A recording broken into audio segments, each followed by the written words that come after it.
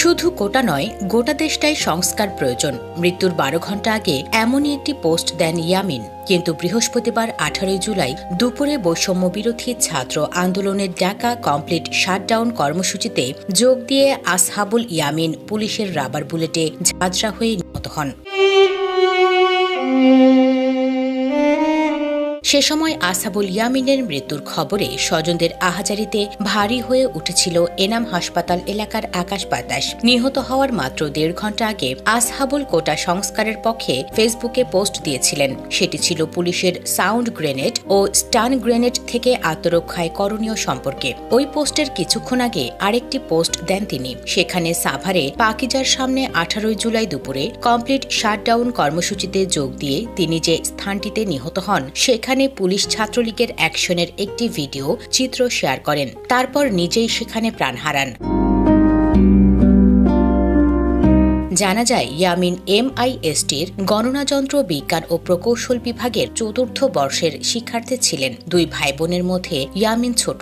বড় বোন শায়েখ আসহাবুল জান্নাত শেরেবাংলা কৃষি বিশ্ববিদ্যালয়ের ছাত্রী। বাবা মোহাম্মদ মহিউদ্দিন সাবেক ব্যাংক কর্মকর্তা, বর্তমানে ব্যবসায়ী। ইয়ামিন ২০১৮ সালে সাভার ক্যান্টনমেন্ট পাবলিক স্কুল থেকে SSC, ২০২০ সালে HSC পরীক্ষায় বিজ্ঞান বিভাগ থেকে অসাধারণ ফলাফল করে তাক লাগিয়ে দেন। তবে ইয়ামিনের মতো মেধাবী শিক্ষার্থীকে এভাবে কোটা সংস্কারের দাবিতে প্রাণ দিতে হবে, এটা মেনে নিতে পারছে না অনেকেই।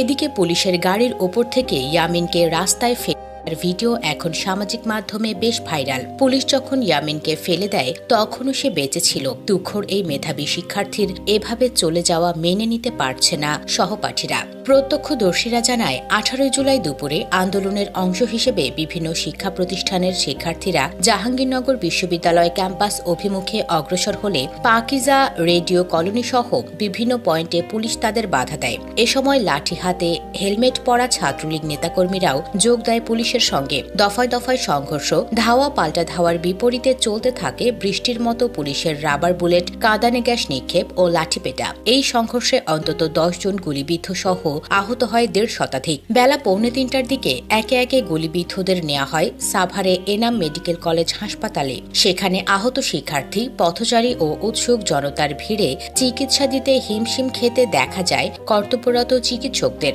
এর পরপরই একটি অটোরিকশায় করে গুলিবিদ্ধ গুরুতর আহত ইয়ামিনকে এনাম মেডিকেল হাসপাতালে আনার পর তাকে মৃত ঘোষণা করেন কর্তব্যরত চিকিৎসক। তার পকেটে থাকা MISTর পরিচয়পত্র পেয়ে তার পরিচয় নিশ্চিত হয়। Platform ex students association of Savar cantonment public school and কলেজের general secretary banker Fahim Dad Khan Rupak ফেসবুকে শোক জানিয়ে লিখেছেন, Shaikh Ashabul Yamin military institute of science and টেকনোলজির CSCর শিক্ষার্থী ছিল।